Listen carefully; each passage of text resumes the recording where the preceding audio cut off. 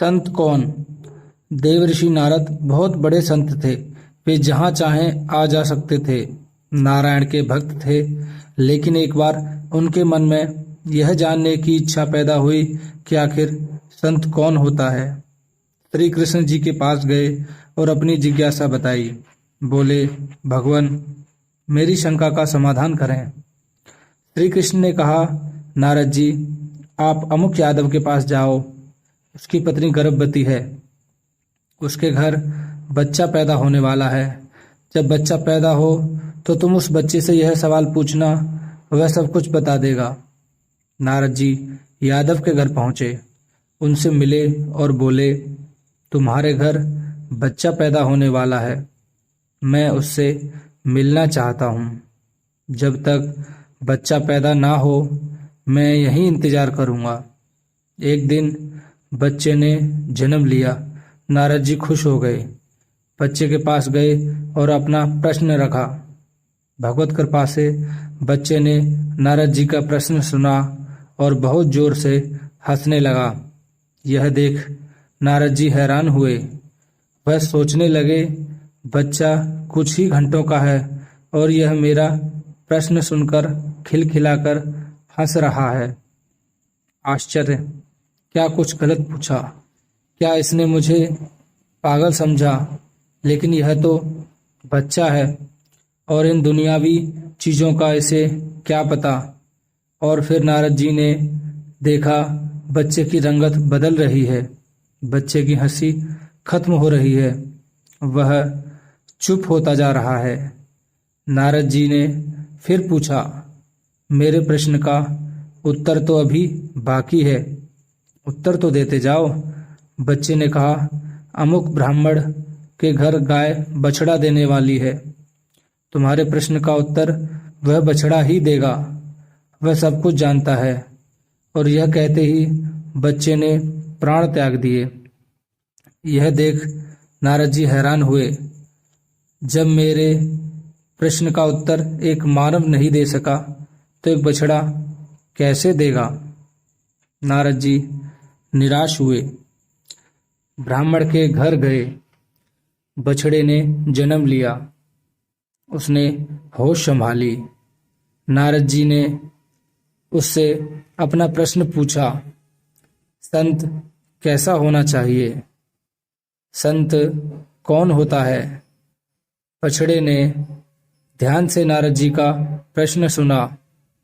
मनुष्य की आवाज में बछड़ा हंस दिया। कहने लगा, नारद जी, आपके प्रश्न का उत्तर मैं नहीं दे सकता। आपके प्रश्न का उत्तर इस नगरी के राजा के घर पैदा होने वाला बच्चा दे सकता है। और यह कहते कहते बछड़े ने भी प्राण त्याग दिए। नारद जी बहुत हैरान हुए। वे सोचने लगे, यादव के बेटे ने मेरे प्रश्न का उत्तर नहीं दिया। ब्राह्मण की गाय के बछड़े ने मेरे प्रश्न का उत्तर नहीं दिया।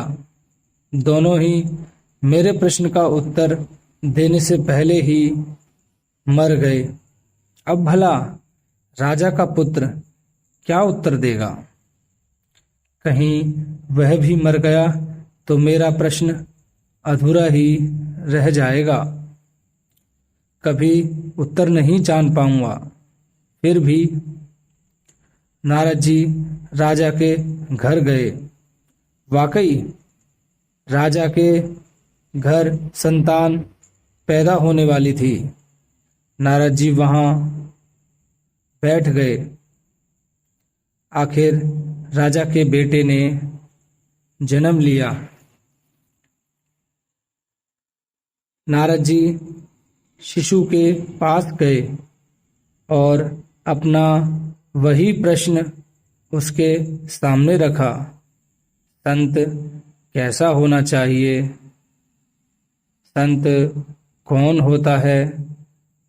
प्रश्न राजा भी सुन रहा था, सोच रहा था नारद जी के प्रश्न का उत्तर। भला यह बच्चा कैसे दे सकता है। लेकिन उसने देखा कि स्वयं नारद जी का प्रश्न सुनते ही वह बच्चा खिलखिलाकर हंस दिया और बच्चे के हंसने के साथ ही उसकी रंगत भी बदलने लगी, आवाज धीमी पड़ने लगी, उसके हाथ पांव शिथिल होने लगे।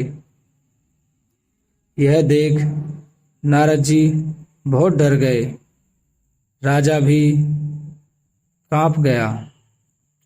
कहा, मेरा बेटा मर तो नहीं रहा। लेकिन नारद जी ने राजा के बेटे से पूछा, तुम्हारी आवाज धीमी हो रही है, क्यों? तुम्हारी हंसी बंद हो रही है, लेकिन तुम्हें मेरे प्रश्न का उत्तर अभी देना है। मेरे प्रश्न का उत्तर दिए बिना कैसे जा सकते हो? बच्चे ने कहा, नारद जी, संत ऐसा ही होना चाहिए जैसे आप हैं, निर्मल और निश्चल, जिसके दर्शन मात्र से देह के छूटते ही मोक्ष मिल जाए, जिसे देखते ही पाप मिट जाए, दुनिया बदल जाए और नरक से सीधा स्वर्ग मिल जाए, जन्म जन्म के बंधन छूट जाएं, दुनिया बदल जाए और नरक से स्वर्ग मिल जाए, बैकुंठ मिल जाए। आपके दर्शन मात्र से ही मैं मृत्युलोक से स्वर्गलोक जा रहा हूँ। इससे पहले मैं एक यादव के घर जन्मा था। वहाँ मैंने आपके दर्शन किए, मैंने प्राण भी त्याग दिए, फिर बछड़े के रूप में जन्म लिया, आपके दर्शन किए और वह योनि भी समाप्त हुई। फिर राजा के घर जन्मा हूँ। अब आपके दर्शन से ही मैं इस मृत्युलोक से विदा हो रहा हूँ और वैकुंठ जा रहा हूँ। पिछले जन्म सभी मेरे ही थे। आपके दर्शन से सभी छूट गए, उनसे मुक्ति मिली और नए जन्म लिए। आपके दर्शन से अब मोक्ष मिल रहा है। जन्म मरण के चक्कर से मुक्त हो रहा हूँ।